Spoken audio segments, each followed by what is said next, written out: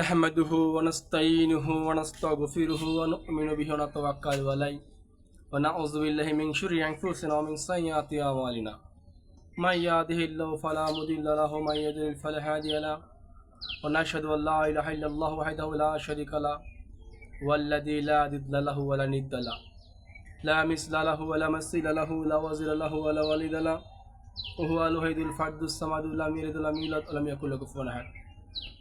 আলহামদুলিল্লাহ, my dear Muslim brother sister, at first take my সালাম। আজকে আমার বিষয় হচ্ছে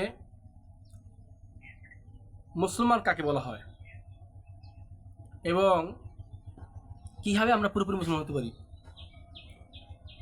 মুসলমান মানেই হচ্ছে আল্লাহ তাআলার দিনকে বিনা দ্বিধায় মেনে নেওয়ার নামই হচ্ছে মুসলমান। আল্লাহ তাআলার সমস্ত হুকুম হাকামকে বিনা দ্বিধায় মেনে নেওয়ার নামই হচ্ছে ইসলাম। এই জন্য ভাইয়া দোস্ত আল্লাহ তাআলা পবিত্র কোরআনে বলছেন, তোমরা পুরোপুরি মুসলমান না হয়ে কবর এসো না। এই জন্য আমাদের পুরোপুরি মুসলমান হয়ে কবরে যেতে হবে।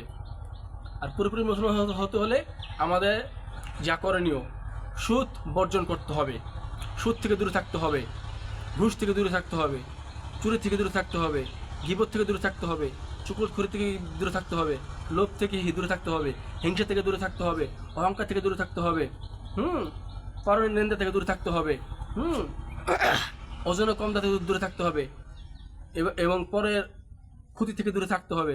নিজের নফসকে কন্ট্রোল করতে হবে। এই জন্য ভাই, নিজের নফস যে ব্যক্তি কন্ট্রোল করতে পারবে সেই ব্যক্তি, যেটাকে বলা আত্মশুদ্ধি করা ফরজ, আত্মার উল্লেখযোগ্য কিছু রোগ আছে, ওই রোগ থেকে দূরে থাকতে হবে, লোভকে দূরে রাখতে হবে, লোভ থেকে দূরে থাকতে হবে। এই জন্য আমাদের আত্মশুদ্ধি করা ফরজ, আত্মশুদ্ধি করতে হবে। আত্মশুদ্ধি করা ফরজ। এই জন্য ভাই দোস্ত আলিজ, এই জন্য ভাই আমাদেরকে নিজের নফসকে কন্ট্রোল করতে হবে, যেটাকে বলা হয় তাসকিয়ায় নফসের বিরুদ্ধে চলতে হবে। দুনিয়াতে যেমন নামাজ ভালো লাগে না, রোজা ভালো লাগে না, হজ ভালো লাগে না, জাকাত ভালো লাগে না, জিকির ভালো লাগে না, কোরআন আলোচনা ভালো লাগে না, ভালো কথা ভালো লাগে না, এটা নফসের রোগ হয়ে গেছে। কারণ কি বলছে, যদি আমাদের ইমান আমল করতে বা ইবাদত করতে খুব মজা লাগে এবং গুনাহ করতে কষ্ট হয়, তাহলে বুঝতে হবে আমাদের ইমান বাড়তেছে। আর যদি গুনাহ করতে মজা লাগে, নেক আমল করতে কষ্ট হয়, তাহলে বুঝতে হবে আমাদের ইমানের ঘাটতি চলে আসছে। ভাইয়া দোস্ত, এই জন্য আমাদেরকে বেশি বেশি করে ইমান আলোচনা করা, সাহাবাদের আলোচনা করা, ইমান ও আমলের কথা বলা, ইমান ও একই কথা বলা। এই জন্য বেশি বেশি করে আমাদেরকে জান্নাতের কথা বলা, জাহান্নামের কথা বলা।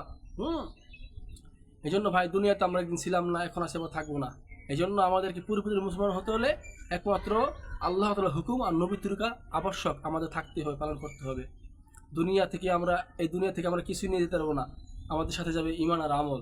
আর ইমান আমল ছাড়া কবরে গেলে আমাদের ক্ষতি হয়ে যেতে, বিশাল বড় ক্ষতি হয়ে যাবে। এই জন্য ভাই দোস্ত আমরা আল্লাহ তাআলার হুকুমকে মানবো, নবীর তরিকা চলবো, দুনিয়া তো শান্তি, আখিরাতে শান্তি ইনশাআল্লাহ তাআলা। আল্লাহ তাআলা আমাদের সবাইকে জেনে বুঝে ইমান ও আমল দুনিয়া থেকে নিয়ে কবরে যাওয়ার তৌফিক দান করুক।